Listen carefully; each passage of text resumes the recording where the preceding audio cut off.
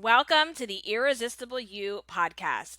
This is the place to get a dose of empowerment to create the life you crave and deserve. I'm your host, Amy Beltran, CEO and founder of Irresistible University. Through my signature online coaching program, I teach women just like you how to ditch the body image issues, gain confidence, and lose the emotional weight to look and feel irresistible at any size. If you would like to learn more about my program and see if you're a good fit for enrollment into Irresistible You, please schedule a free confidence clarity call at irresistibleicing.com/call. All you have to do is pick the date and time that works for you, get yourself booked on my calendar so we can have a conversation. The link is also in the show notes. All right, y'all, let's get started. I'm ready to get ranty. I'm ready to get ravey. I'm fired up. I'm passionate. I'm already sweating. Um, this is a topic that really frosts my ass, and we need to talk about it. I have ranted about this before over in episode 37. The topic or the title of that episode is The Body Positive Movement is Bullshit, plus what self-love really means. So if you want an extra dose of this today, you can go and listen to that episode right after this one, because it's time to talk about this again, and it's time to clear the air. It's time to set the record straight, and that's what we're about to do right here, right now. So let's get started. So, where this came from, over the weekend, I was seeing, I don't know what was going on, okay?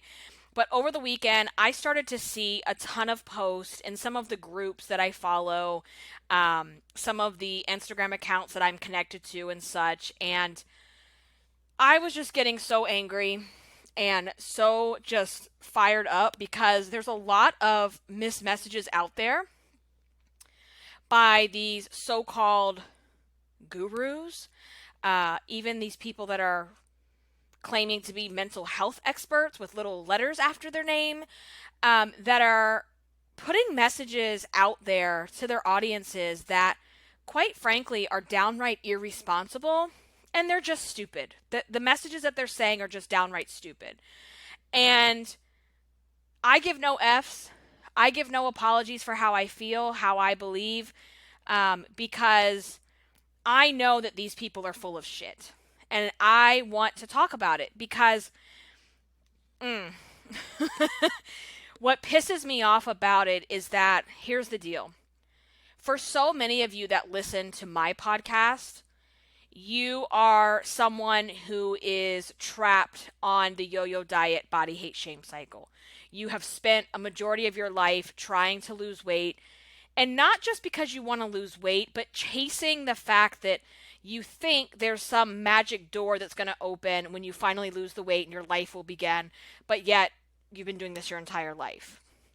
And I think for a lot of you that listen to me, you're at a place where you know you have to stop doing that. You know it's not healthy anymore, but you still know that you have weight to lose. But you don't necessarily want to keep doing things the way you've always been doing them. So you're looking for a different way, right? To finally love yourself, have self-worth, create a life that you crave that doesn't revolve around dieting and food. And when you're in that delicate state where you're starting to really wake up and stop zombie walking through life and wake up to the fact that you're waiting for the weight, I know how that is, and you start to do your research and you start to listen to things and you start to follow different accounts on social media.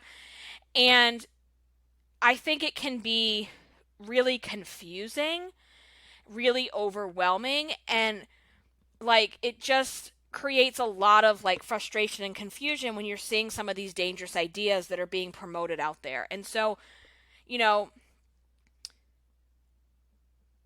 don't have to believe me. You don't have to agree with me, and that's okay. That's the beauty of, having a podcast and having freedom of speech and being able to hit the stop button or to the unsubscribe button or whatever. And if you like what I have to say, if you agree with my opinion, then cool. I'd love to have you stick around with me. But I want to make my line in the sand very clear on what I believe and what I support. Because what I don't support is this fake, performative, if you will, body positive movement that's going on. And what I'm talking about is I see a lot of things out there, and I'm going to give you some examples of what I saw this weekend. But this performative body positive movement stuff is when I see things out there like just eat intuitively, just listen to your body, eat whatever your body's telling you to eat. And intentional weight loss is not okay. It's really bad. And if you continue to want intentional weight loss and do things to lose weight intentionally, you're falling back into the trap of diet culture. That is the kind of stuff that they're out here preaching. And it's dangerous. Okay? Because there are reasons when weight loss is absolutely necessary. And we're going to get into that in a little bit. Some of the posts, I want to just talk about some of the examples that I saw specifically over the weekend, and I'm not going to share where these were found. I'm not going to put anybody on blast like that, but I'm going to give you the gist of this. So, in one of the examples, the person was struggling because they were saying how they have gained so much weight and they are now physically uncomfortable where it's limiting their mobility. This person cannot even bend over or bend down to tie their own shoes. And this person is struggling with all of this guilt because she wants to lose the weight. And she specifically said she wants to lose the weight so she can move better. But she also is fighting against this belief that's been shoved down her throat with this movement that losing weight shouldn't be it shouldn't matter. It shouldn't be the goal. You shouldn't want to lose weight. Okay. And she's super frustrated.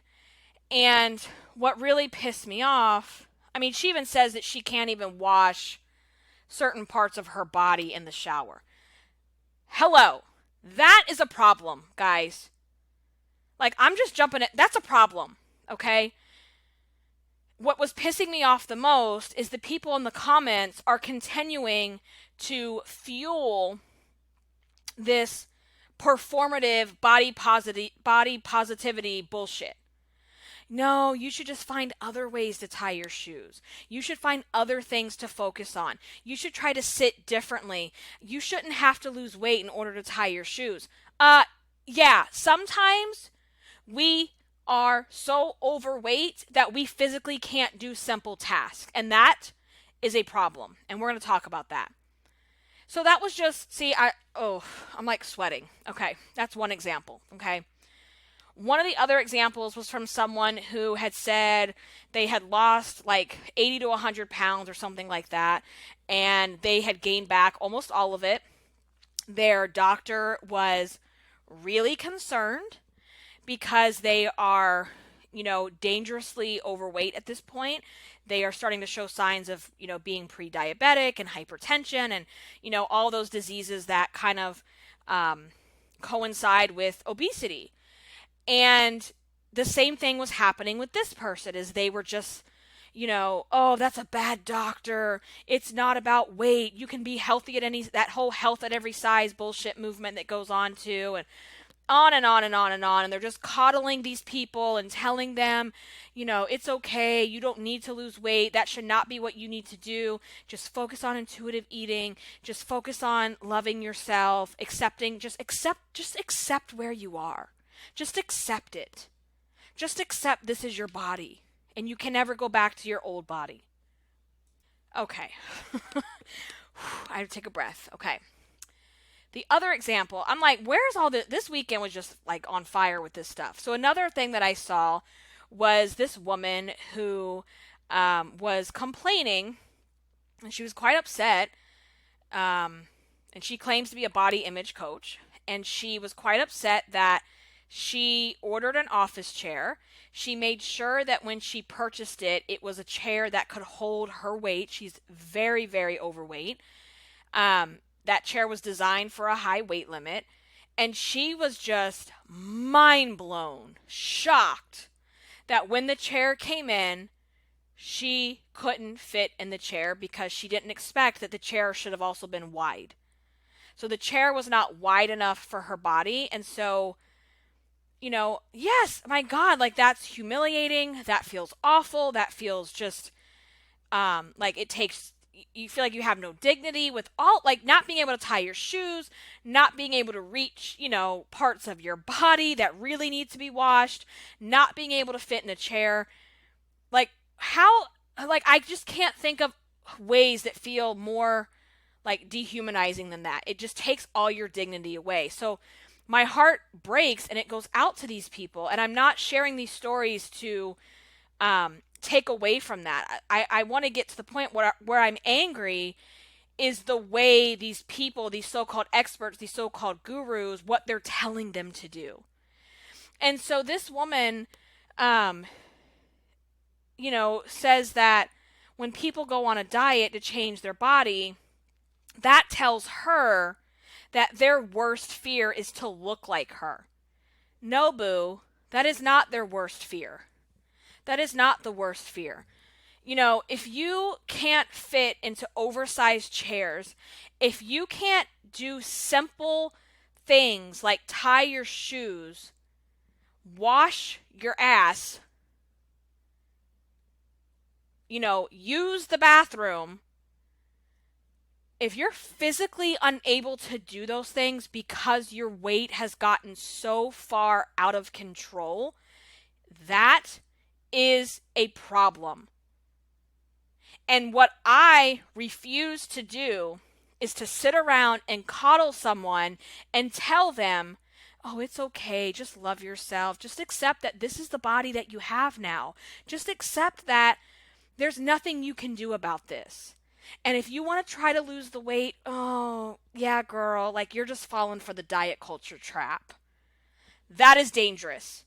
That is irresponsible, and I won't stand for it. And for those of you that know me, that are part of my community, have been listening to my podcast, work with me in my coaching program, you know my heart and you know what I stand for. And I stand for not waiting for the weight to live your life. I stand for not attaching your self-worth to a number or a size. I stand for loving yourself enough to create the life that you crave, because your life began a long time ago. Your life doesn't begin at goal weight, and getting to your goal weight or getting to a certain size is not a prerequisite for treating yourself with respect, dignity, and love. That is what I stand for, and that is what I wholeheartedly believe. But I also stand for the fact that there are solid reasons why physical weight loss is necessary. And so let's kind of dive into that, because otherwise I'm going to be all over the place ranting and raving even more. So there are times when deciding to lose weight is coming from a place of self-love. And the I have 3 solid reasons why weight loss is necessary. And number 1,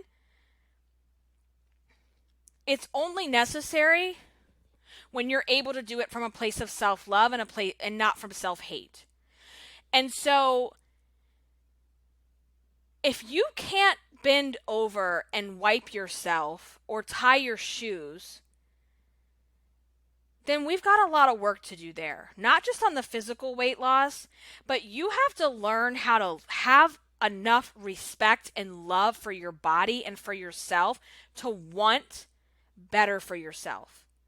Because one of the biggest things that I talk about and that I help people do is I help people achieve the irresistible life they crave. And to me, there's nothing irresistible about having a life where I can't even wash myself in the shower. And I can talk about these things because I have been to the point where I could barely do that. I could not bend over to tie my shoes. I could not walk 10 minutes without feeling like I was dying of a heart attack. And that was not a way to live my life. And when you are so physically uncomfortable and miserable and limited in your own body, then weight loss is absolutely necessary.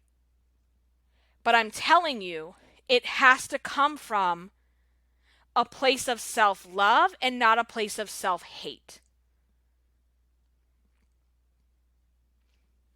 Weight loss is absolutely necessary when it can save your life.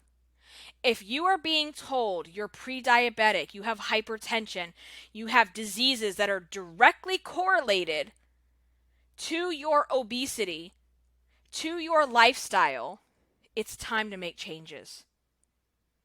Because here's what I'll tell you. People that are emotional binge eaters, which most people, 99% of you listening to this podcast, that's the problem. When you are an emotional binge eater,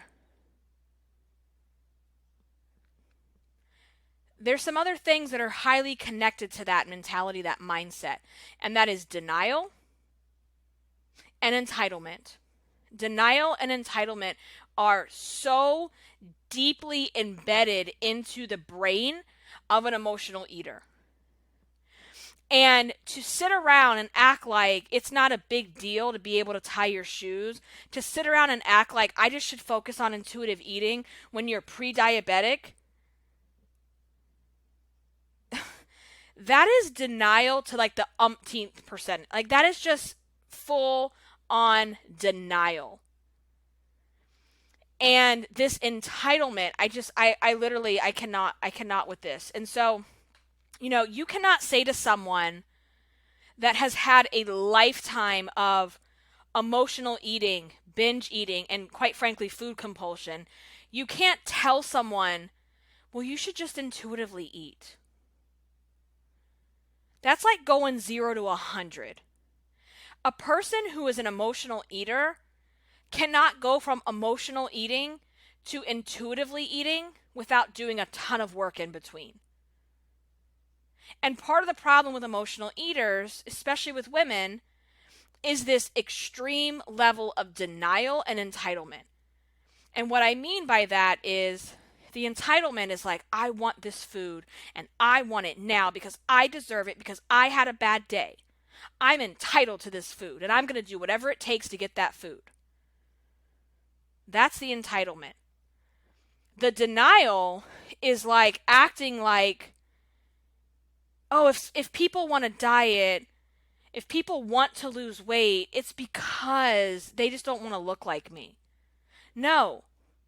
If someone cannot physically fit into a chair and they want to lose weight, it's because they're so miserable in their own skin. They're so uncomfortable in their own skin. Okay? And so it's like, here's the difference here. Here's what we really got to talk about is like,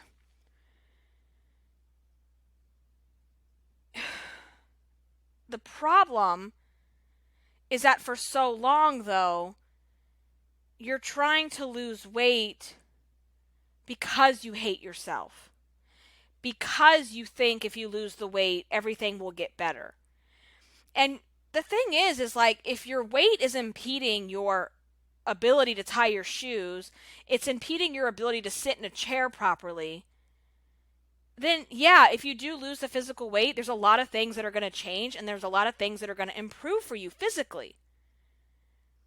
But what is not being addressed in all these diets is your emotional weight also. What it means to have been the type of person who even had to think about, oh, I wonder if I can tie my shoes today. Oh, I wonder if I can bend down or bend over, turn around on the toilet and wipe my own ass. I wonder if I'll be able to do that today. Diets don't address how much you are stripped of your dignity when you've gone through that. How much you have been stripped of your dignity to be called out on an airplane because you can't fit in the seat. How much of your dignity has been stripped away because you've been bullied and name called and rejected and made fun of because of your size. All of those things are not addressed in traditional quote unquote diets. So falling back into the trap of quote unquote diet culture, which just says eat less, move more, and you'll be okay, that is a problem. Because for someone who's a chronic emotional eater, binge eater, those diets aren't addressing the things that I'm talking about right now. So will you feel better just losing the weight? Hell yeah, you will. That's science, baby. Like, if you're so overweight that you can't walk up the stairs and you can't tie your shoes and you can't do things that most people just do, your life is going to change when the weight comes off. But what you have never addressed in the past is the emotional weight that's attached to it, because you've only tried to diet out of I can't stand myself. I hate myself. I am so disgusting. I am so gross that I can't even wipe my own ass. I can't even tie my own shoes. I can't even go up the stairs without feeling like I'm going to die. I am a disgusting, nasty person. That is the issue. That's the problem. And so we have to address physical weight loss, not from self-hatred, but from a place of wanting self-love. Because you can argue and say, but if I can't tie my own shoes and I can't fit in a chair, I don't really love myself right now. Like, I feel disgusting. And I get that because I've been there, right? Where you just feel absolutely disgusted with yourself. But you've got to find something within you that is ready to make these changes so that you can fall in love with the woman that you want to be. Because you may not love yourself right now, and that is okay. But you have to envision who you're going to become. And you have to have enough compassion and respect and love for that version of yourself that will be able to tie your own shoes, that will be able to sit comfortably inside of a chair. And you have to look at it that way instead of I'm so gross, I'm so disgusting, I can't believe this happened, I am just such a pig, I am nasty, blah, blah, blah, blah, blah. That's all that inner fat bitch chatter. And we have to start redirecting and shutting down that inner fat bitch chatter and saying, all right, I'm not where I want to be, I'm physically uncomfortable, and I'm going to do this because I deserve this. I deserve to feel better. I deserve to have a life that I can live. I deserve to have a life that I crave. I deserve to stop waiting for the weight to make this happen for me.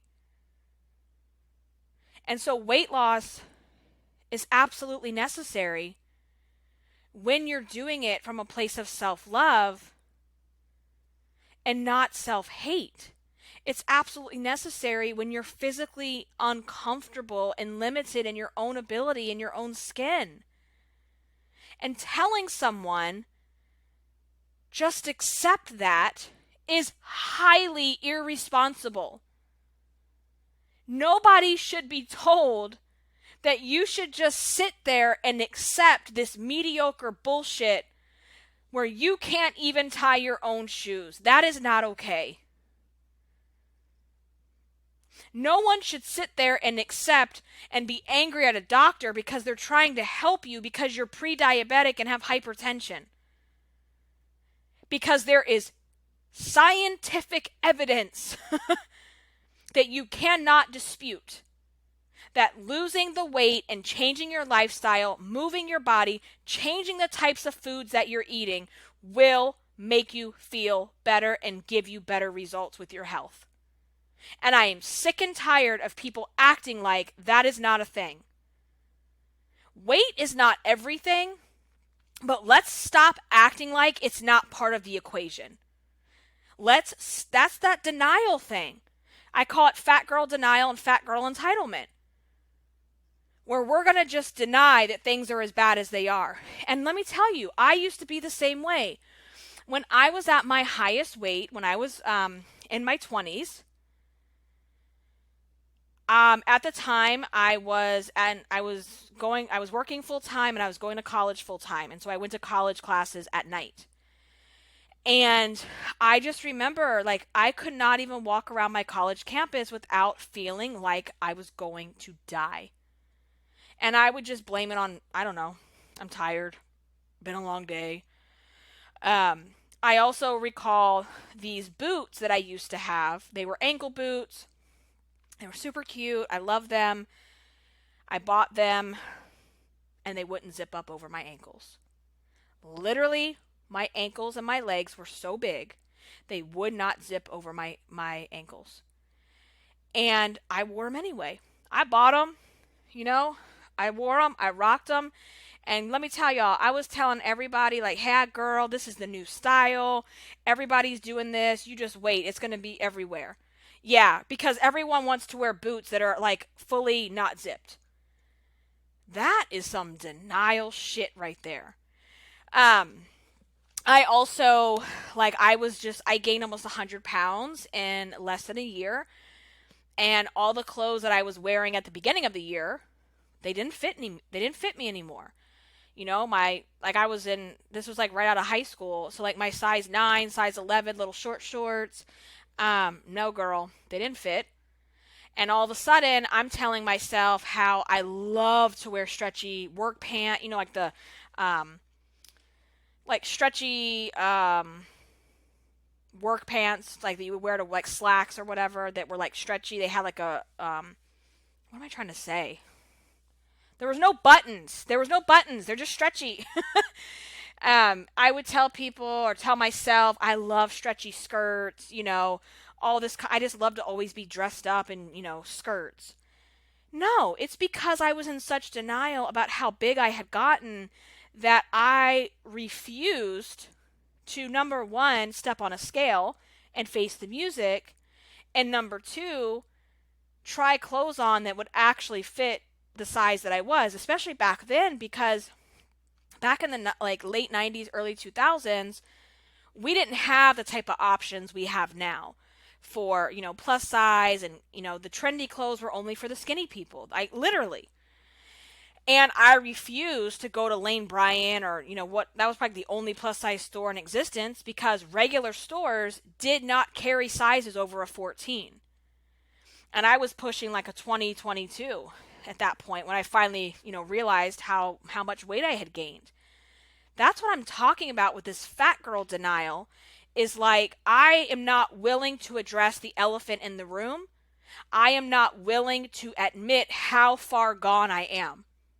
I'm going to just sit around and act like things are just fine. That is denial, denial, denial, denial.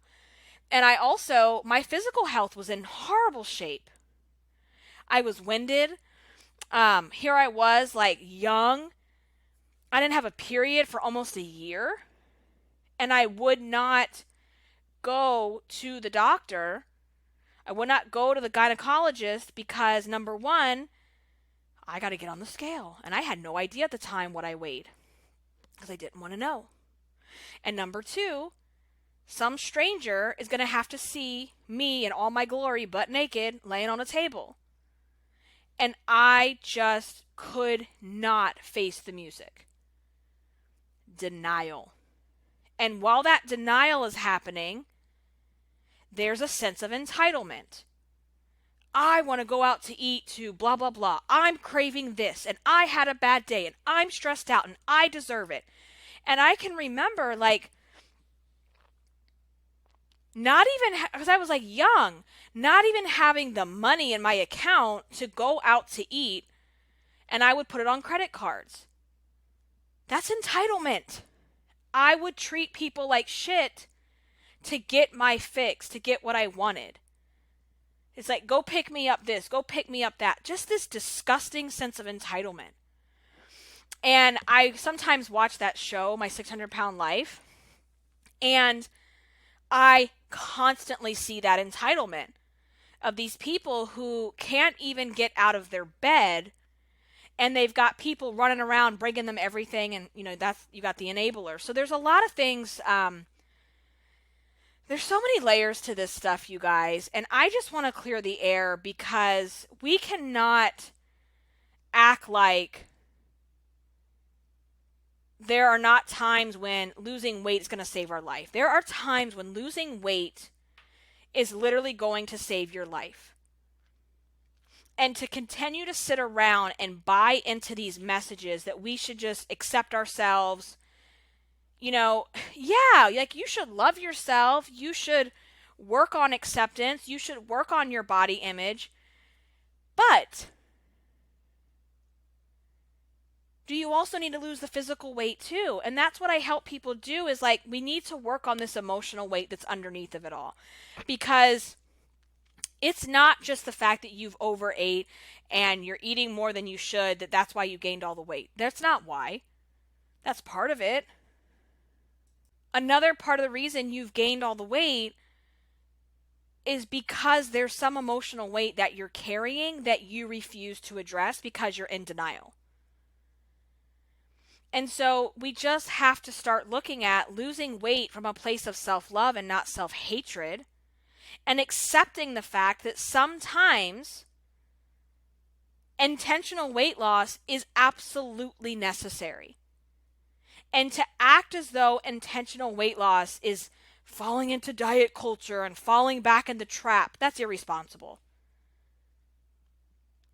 And again, the difference becomes intentional weight loss because I love myself enough and I love the future self, my future self enough to create a better life for her now.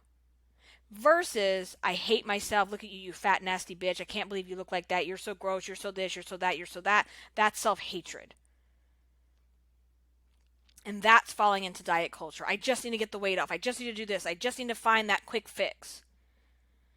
What if we could lose the weight and also at the same time lose the shame, lose the guilt, lose the shitty confidence, lose the lack of self-love, lose the lack of self-worth, and actually lose the emotional weight at the same time? What if you could actually do that too?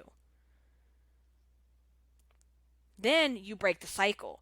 Then you stop running on the yo-yo diet, body, hate, shame cycle, right? And let me just kind of wrap up, and I'm sorry if this was all over the place because I feel like it was, but it needed to be said. Let me just say this too.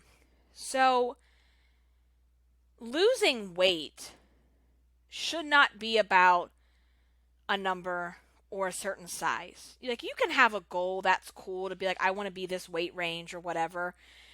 But where it starts to toe the line and get dangerous is when you believe, well, when I'm this weight, I'm going to feel happy. When I'm this weight, I'm going to be outgoing. When I'm this weight, I'm going to be that version of myself that I like daydream about. That's a problem, right? Instead of just focusing on a number of pounds, a size, a weight, what have you, what you need to focus on instead is like, how do you want to feel? How do you want to show up? So for example, for me, if I can't physically bend over and tie my own shoes, that's where I have to draw the line. If I can't walk a mile or two without feeling like death has come over me, that's a problem. If I can't go up a flight of stairs without feeling winded, that is a problem. And so it's like, how have you ever just sat down and written out all the ways that you want to feel in your body? And instead of judging yourself on the scale, you're judging yourself on your ability and what you want to be able to do. Because for me, if I'm not able to do those things that I just said, that's not an irresistible life for me. And so that's what we talk about when we talk about thinking about who you want to become, thinking about the life that you want to create. You can't just say, I want to lose 50 pounds. I want to be 150 pounds or whatever. What the hell does that even mean? You need to start writing down how you want to feel. What kind of lifestyle do you want? I don't want a lifestyle. I'm very clear about this with myself, right? I don't want a lifestyle where I'm sitting around laying on the couch for days at a time. That's not okay to me because I spent a lot of time doing that in the past when I was at my higher weight. And I knew when I was doing that, I had agoraphobia, severe depression, crippling anxiety, and I was just in a really dark place. And so I know what it's like to be on the other side of that. And for me, I need a life where I'm active, I'm outdoors, I'm having fun, I'm going on adventures, I'm doing new exciting things. So that's part of my vision.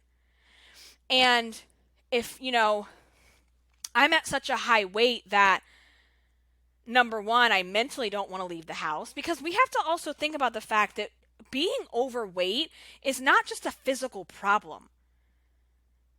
It is a big issue with our mental health as well, how we see ourselves, how we perceive ourselves, how we show up for ourselves. And if I'm so overweight that I can't even walk a mile, do you think I'm going to go on adventures with my kids and my dog? No. And then what does that do? It keeps me stuck in the house, which keeps me depressed, which keeps me anxious, which keeps me beating myself up. And it's just not good. It's not a good look for me. So what I want you to start thinking about is, how do you want to feel in your life, in your body? What kind of woman do you want to be? How do you want to show up? Because just saying, oh, I hate my stomach and I want to lose 50 pounds, that doesn't mean anything. That pretty much means nothing. Why do you want to lose 50 pounds? Why do you want to lose the weight? And when you start really drilling down on that, then you can lose the weight from a place of self-love. And like I said, you may not be in love with yourself today, and that's okay, but you are falling in love with who you could be, that future version of yourself. So I want you to really think about that. Write that stuff down, because that's how you get excited. That's how you also have an anchor to when you feel the fat girl entitlement and you just want to eat what's in front of you right now because you had a bad day. Because that's instant gratification, right? And you can't think about your future at the end of the day. You're tired, you're stressed, you're hungry, you're hangry. You have to think about it when you have a clear head, when you're in the right mind frame, so that when you have those moments where you want to just be the entitled fat girl, you're like, wait a second, this isn't what I want for my future. And if you want to become the version of yourself that you crave, that doesn't happen in a year from now because you get to your goal weight. It happens from the actions that you're taking now to get there. And so, there's just so many different layers to this, you guys. And that's why, I think a lot differently than a lot of other people that are out there, that I feel like that this movement, within the weight loss community and then the body positivity community, it's like very black and white thinking of like, either you're all in with losing weight or you're all in with just accepting yourself and not wanting to lose weight. And I kind of just march to the beat of my own drum. I always have, I always will. And so that's just what I believe. I believe that, even if you're sitting here listening to this and you're at the highest weight that you've ever been, that doesn't mean you're a horrible person. That doesn't mean that you don't deserve to treat yourself good now. Matter of fact, you learning how to treat yourself with some kind of dignity and respect at your biggest weight teaches you that no matter what size you are, you're worthy and deserving. And that's why I teach people that, is like, we're not going to sit around and wait for the weight to, go put a cute outfit on or rock some makeup or talk to ourselves like we actually give a damn. That's not reserved for goal weight. That's not reserved for weighing a certain number or size. You have to start doing the work now at your highest weight so that when you get down on the scale, you've already got that part figured out. And then the physical weight loss literally is like icing on the cake. Because otherwise, if you just So that's the difference, right? That's losing weight from a place of self-love versus hating yourself on the way down. Like, how many times have you done that where it's like you have literally hated yourself down the scale? So then you get to your goal, or you have the bariatric surgery, or you have the loose skin surgery, and you're still not happy with yourself because you still have that inner fat bitch inside who's beating you up, who's talking down to you, who's telling you how horrible of a person you are. And now you don't have the weight as a shield to deflect from all those thoughts that you have about yourself, because now they're even louder because you don't have the weight as the center of your universe to focus on. And that's why people gain back the weight over and over and over again, because they don't do that work. They don't do that work. So I hope that this is helpful to you. I hope that this made sense. I feel like it was a lot to share and it was kind of all over the place. And I would definitely recommend going back and listening to episode 37 as well. I think I might have done a better job speaking on this, but this is just kind of where I'm at right now, what I was hearing, the messages that I'm seeing, and it's time to shut this stuff down. Like, it's just dangerous. It's just dangerous to continue to tell people to basically sit in their own misery, to not want to, just please don't lose weight. No, that's bad. No, it's not always bad. It's not always bad. And I can speak from that because I have been in the place where losing weight, number one, saved my life. Number two, gave me a life that I couldn't have overweight. And you know what? So I'm not done. Hang on, a couple more minutes. I gotta say this. I love to watch shows like addiction, intervention. I love anything like mental health, psychology. I just love all that kind of stuff. And when I watch the addiction intervention shows, I always see the correlation between that and being overweight and addicted to emotional eating. Because this would be the same thing. Let's say you had an alcoholic, okay, who can't stop drinking, and alcohol is just, running their life. They're not in control of their own life. To me, this would be like telling an alcoholic, just accept it. Just accept that you like to have drinks every day. Just intuitively drink whatever you want. Your body, you can trust your body. Your body will tell you what you need. Nobody would ever say that to an alcoholic or a drug addict because they can't trust their body right now. They can't trust that they're just going to know not to drink. Because why? They have to go to rehab. They have to learn the steps. They have to learn how to deal with their life to where they're not dealing with their life with alcohol and drugs. And it's the same thing with emotional eating. It's like you can't tell an emotional eater to just start eating intuitively, because an emotional eater is going to intuitively eat everything in sight. They're going to eat all their cravings. They're going to eat all the sugar. They're going to eat all the fast food, right? If they haven't done the work first.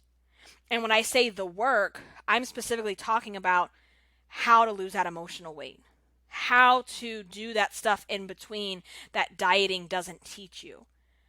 So we would never tell an alcoholic, just intuitively drink, eventually you won't want it anymore. That's dangerous. That's irresponsible. And it's the same thing with emotional eating, that we can't tell people, just accept it, just stay where you are, it's okay. No, it's not okay. It's not okay. So let's just, I think we're going to wrap here on that. I wanted to leave you on that note. Let's continue this conversation. I want to keep talking about it. I want to know what you're thinking. I want to know, kind of your opinion on things and where you stand. So if you can, if you haven't joined yet, make sure you join our free podcast discussion group on Facebook. Just type in Irresistible You and you will see the group. I also have it linked in the show notes as well. You can also follow me on Instagram. Instagram is where I share kind of more behind the scenes of what's going on with Irresistible You, and just a glimpse into my own personal life. So you can follow me there at Irresistible Icing. And if you love the podcast, I would love to have your support, especially as I am getting ready to take an abbreviated maternity leave. I'm still defining what that really means for me at this point in my life. It would be really helpful for you, or for me, if you can go into iTunes or your podcast app of choice and just leave a rating and review about the podcast and how it has helped you in any way. I would greatly appreciate that. And that is how you can help support the podcast as well. All right, guys, I'm going to wrap it up. Let's have an irresistible week. Until next time, stay irresistible. Bye, guys.